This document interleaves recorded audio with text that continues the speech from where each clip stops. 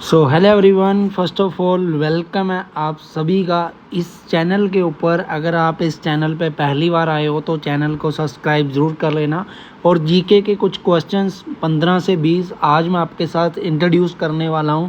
तो आप सभी लोग अगर अभी तक चैनल को सब्सक्राइब नहीं किए हो, सबसे पहले चैनल को सब्सक्राइब कर लो। और आप सभी लोग मेरा व्हाट्सअप नंबर देख लो, स्क्रीन पे आपको शो हो रहा है, तो आप मेरे व्हाट्सअप के ऊपर ज़रूर कनेक्ट हो जाओ। आगे आपको जो भी इन्फॉर्मेशन होगी भर्तियों के रिगार्डिंग, या कोई भी पंजाब या फिर किसी भी स्टेट की कोई भी वैकेंसी निकलती है तो आपको व्हाट्सअप के माध्यम से मिल जाएगी।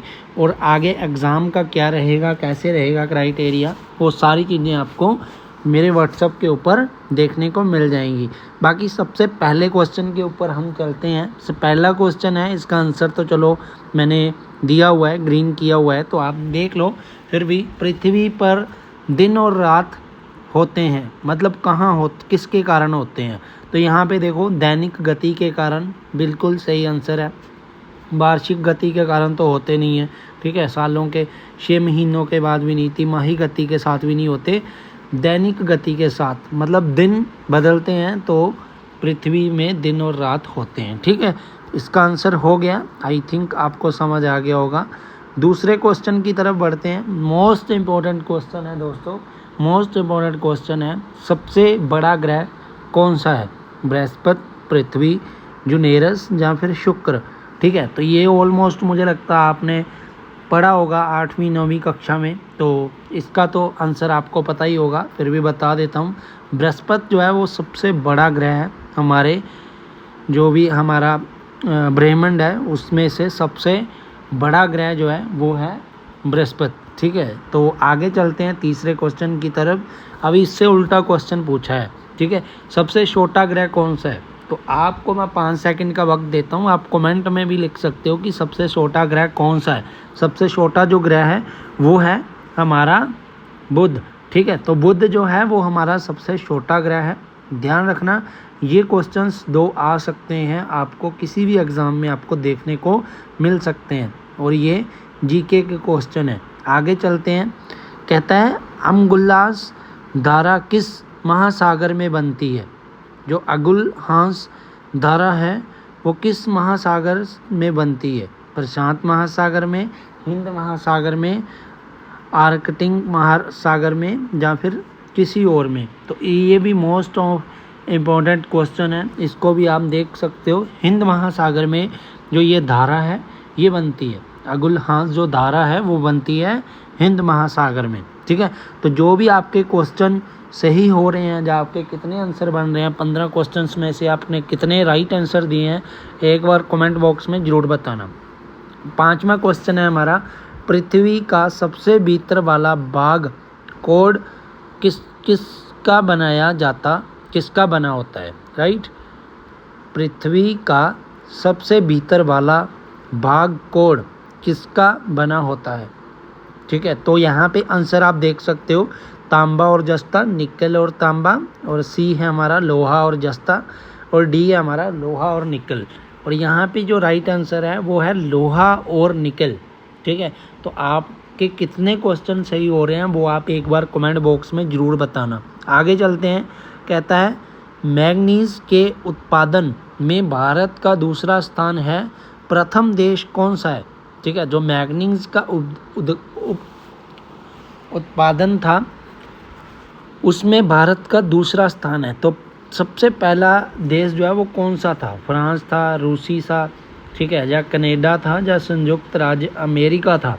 तो अमेरिका तो आई थिंक नहीं होगा, क्योंकि ये साइड पे आ जाता है। तो यहाँ पे जो था वो था रूस, ठीक है, रूसी था। तो ये थोड़े मोस्ट इम्पोर्टेंट क्वेश्चन है, थोड़े से इनको ध्यान से समझो, और देन देखो आपके कितने आंसर सही होते हैं। निम्नलिखित में से कौन सा देश कोयले से सबसे बड़ा उत्पादक है? मतलब कोयले का सबसे ज़्यादा उत्पाद कौन करता है? ठीक है, व्यापार जो है वो अमेरिका करता है। आप चेक करो, ये भी क्वेश्चन जो है मोस्ट इम्पोर्टेंट है, ये भी आपको मिल जाएगा, ये भी आपको दिख जाएगा आपके क्वेश्चंस में या एग्ज़ाम में, ठीक है। जैसे पंजाब पुलिस का हो गया, एसएससी का हो गया, बीएसएफ का हो गया, काफ़ी सारे एग्ज़ाम में क्वेश्चन ये पूछा जाता है, ठीक है। तो आपने बिना डरे अमेरिका पे लगा देना है, ठीक है। तो यहाँ पे हम आगे चलते हैं। इनमें किनको जापान का मैनचेस्टर कहा जाता है? जो मैनचेस्टर है वो किसको कहा जाता है जापान का? वो कहा जाता है ओसाका को, टोक्यो को नहीं, क्योंकि ये तो आ जाता है आई थिंक साइड पे, ठीक है। नागासाकी को भी नहीं, योकोहामा इसको भी नहीं कहा जाता, ठीक है। तो आगे चलते हैं। भारत के स्वतंत्रता संघर्ष के दौरान डिसेंट एजुकेशनल सोसाइटी नामक संस्था की स्थापना किसने की थी? तो यहाँ पे जो बात है वो है डिसेंट एजुकेशनल सोसाइटी की। तो यहाँ पे जो राइट आंसर होगा वो आपको आई थिंक पता होगा। तो राइट आंसर जो है वो है हमारा बाल गंगाधर तिलक, ठीक है। तो ये आप ध्यान में रखो कि कौन सा आंसर किस क्वेश्चन का है, और आप देखो कि आपके कितने क्वेश्चन जो है वो राइट हुए हैं, ठीक है। जो आपके राइट हुए हैं, और देखो कि आपके 15 में से कितने मार्क्स आए हैं, ठीक है। ये एक बार आप ज़रूर कमेंट में डाल देना।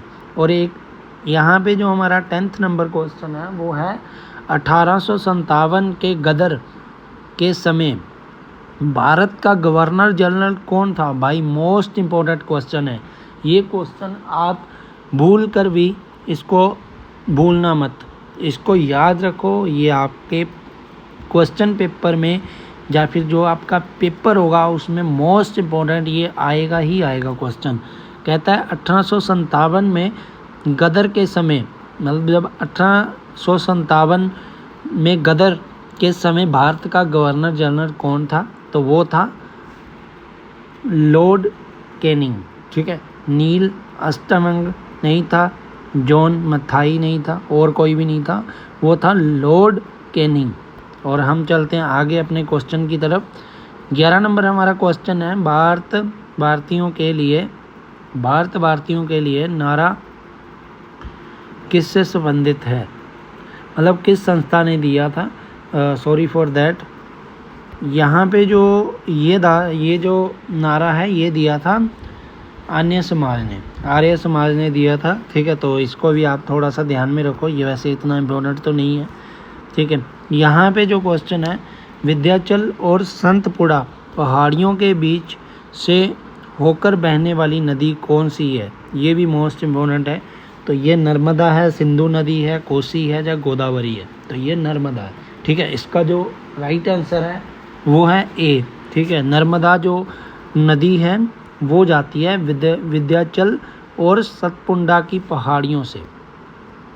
आगे चलते हैं और थोड़ा सा, और यहाँ पे जो क्वेश्चन दिया है इन्वेस्टर प्रोटेक्शन फंड किस संस्था ने स्थापित किया था?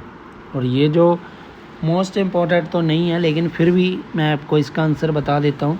कहता है जो इन्वेस्टर प्रोटेक्शन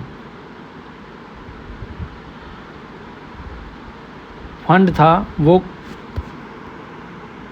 किस संस्था ने स्थापित किया था? तो वो जो था वो किया था सेबी, SEBI ने, SEBI या सेबी ने बोल दो, आप कुछ भी बोल सकते हो, लेकिन थोड़े से ध्यान में रख के ये क्वेश्चंस के आंसर आप दो, ठीक है। और कमेंट बॉक्स में बताओ आपके कितने आंसर जो है वो सही हुए हैं, ठीक है।